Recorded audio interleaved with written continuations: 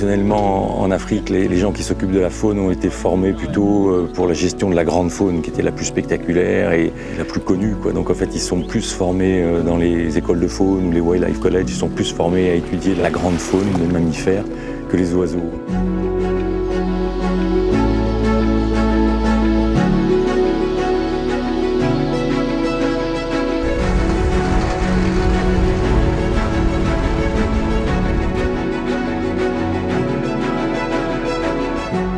We cannot manage what we don't know. We are talking about managing the wetlands, managing the lake chat ecosystem, but we need to know what we are managing exactly.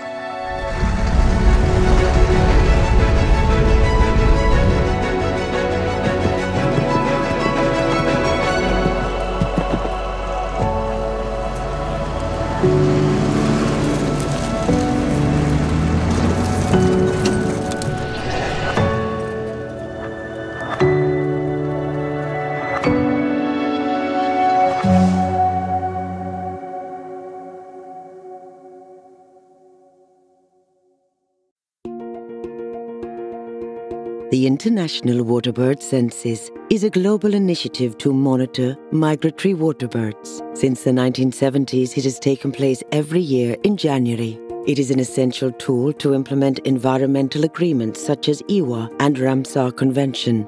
In 2019, European experts met their Chadian counterparts to carry out the waterbird census and provide capacity building.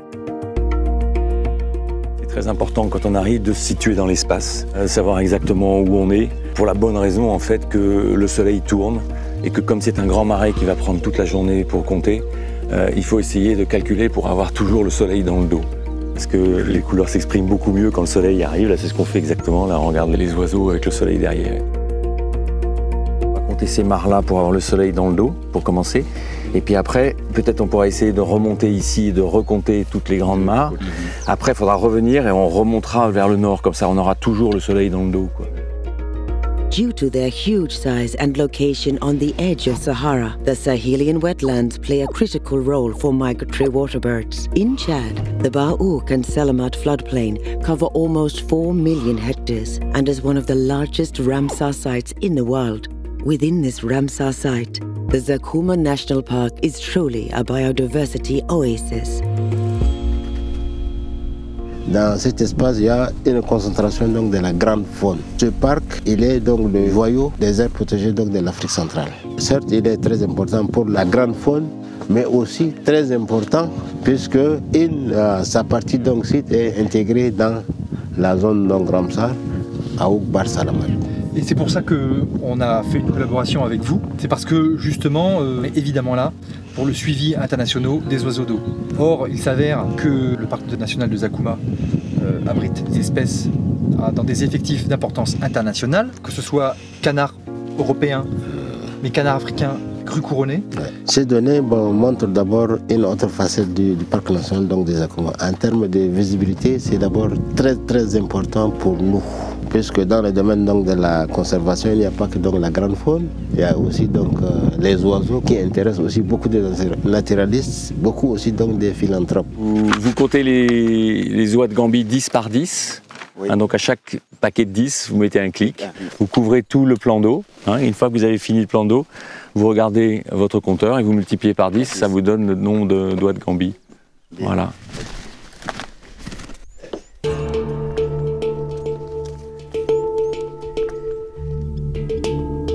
Deux autres aigrettes garzettes. 61 clics, donc ça fait 61 par 10. Oui, 610. 610 oies de Gambie. Alors c'est important aussi que tu repères un endroit, tu vois, on voit bien que le marigot il tourne après sur la droite. Tu comptes jusqu'à l'arbre mort par exemple qu'on voit. Comme ça tu vois, quand on ira avec la voiture tout à l'heure, on comptera à partir de cet arbre-là, pour éviter de faire double comptage. Voilà.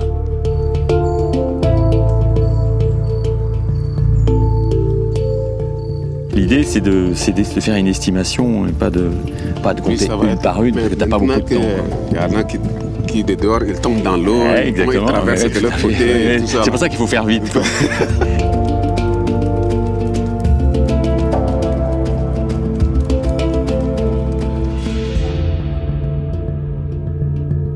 Zakouma National Park harbors waterbird numbers of international importance. For instance, about 15% of the globally threatened black-crowned crane are found here.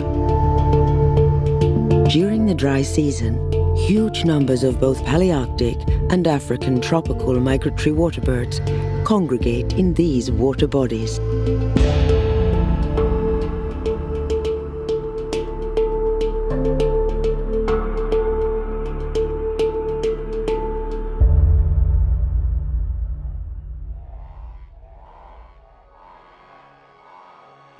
However, waterbirds in this Ramsar site have rarely been counted due to a lack of funding and capacity. Indeed, monitoring waterbirds in such vast areas requires training in how to quickly estimate large numbers and identify birds correctly. Regarde les dendrocygnes qui sont en train de se nourrir. Tu vois, ils sont en train de se nourrir. On distingue les oiseaux avec une série de critères, quoi. Donc bien sûr, il y a des oiseaux qui sont très évidents à identifier, qui sont uniques, comme la grue couronnée, bon, pas très difficile. Mais ensuite, il y a des espèces proches qu'il faut savoir différencier. Pour les différencier, il faut mémoriser un certain nombre de critères. Il est très important de maîtriser en fait les critères d'identification, soit de la taille de l'oiseau, de la forme des becs, de la couleur des becs et même des traits de plumage qui peuvent aussi aider à identifier. Lorsque nous sommes ici, nous contribuons du moins à la conservation de ces oiseaux et même de la biodiversité de manière globale. Et donc, mon aspiration, c'est que je contribue vraiment à la conservation et au maintien des espèces qui ont peut-être une durée de séjour dans notre terroir.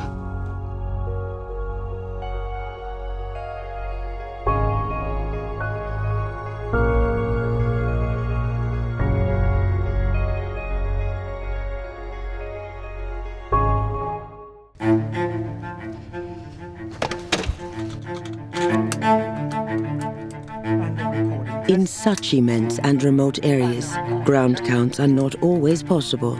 Aerial surveys are therefore the only option. Test micro, 1, 2, 3. Here Ben Pierre meet Rob. The flight plan is based on a sampling design from which estimates of bird populations can be extrapolated. Il est d'autant plus important de les suivre que ces zones humides sahéliennes sont vastes, et comme elles sont vastes, elles rassemblent des proportions très importantes d'oiseaux d'eau migrateurs. À tel point que quand ces zones humides ne sont pas dénombrées pour les oiseaux migrateurs, les tendances de ces espèces sont totalement fausses. Two main aerial survey methods can be used: total count or line transect sampling. One of the basic principles of distance sampling is that you know that you can't detect all the birds that you see. So with increased distance away from the track line, you have a reduced probability of detecting them.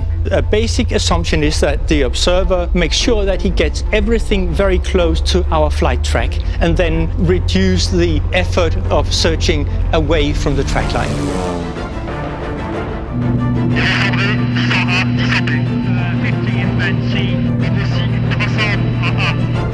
The line transect method is designed in zigzags to optimize operational costs. Waterbirds counted by observers are attributed to virtual distance bands with a known surface area.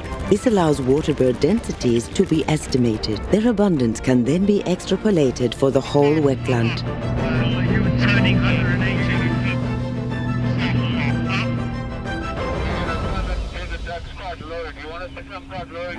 To help us putting the observations into the right transect band, we have these markers on the wing bar that will tell the observer in the aircraft that between his angle of sight downwards out to this bar is transect band A. Then the next transect band is B between these two, C is between these two, and D is outside of the transect line.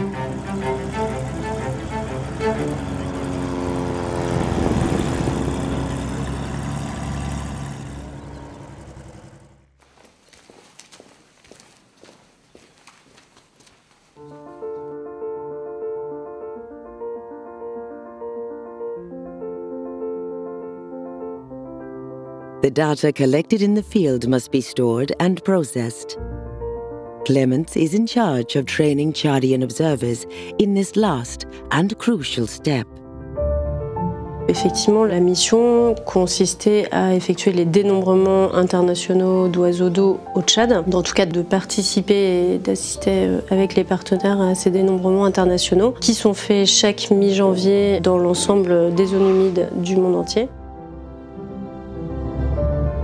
Le but, c'était de rentrer les données de comptage et surtout de permettre à nos partenaires de devenir un petit peu indépendants par rapport à ces données et de pouvoir les saisir eux-mêmes. Pour 2019. Mais là, ce qu'on peut dire juste sur les 3 jours où on a traité les données de 2018, on sait qu'on a plus de 13% de grues couronnées de la population de l'Est africaine. Et donc, ce qui dépasse les chiffres qu'on avait l'année dernière, qui étaient de 9%. Et là, on veut l'effectif total d'oiseaux d'eau pour 2018. Code, site, effectif total. In many areas of the Sahel, rural communities also rely on waterbirds as a source of food. Waterbird census data can be compared with information on hunting. This will help determine whether hunting levels are sustainable and the need for improved management and policies. This is a key objective of the resource project.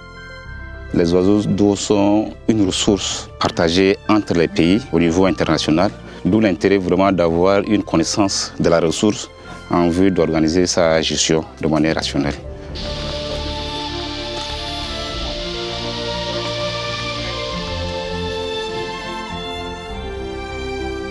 Je suis fier en fait que cette mission, ça nous a permis en fait de générer pas mal de données. Imaginez avec tout ce qu'il y a comme difficulté pour nos gouvernements, les moyens ne sont pas toujours mobilisés pour nous permettre de conduire à terme ces missions. Et donc, avec l'appui des partenaires, avec l'appui du projet, nous saisissons en fait ces opportunités-là pour ne serait-ce que collecter les données de terrain et retourner ces informations pour permettre du moins à nos décideurs de prendre une décision qui puisse conserver vraiment cette ressource qui est l'oiseau.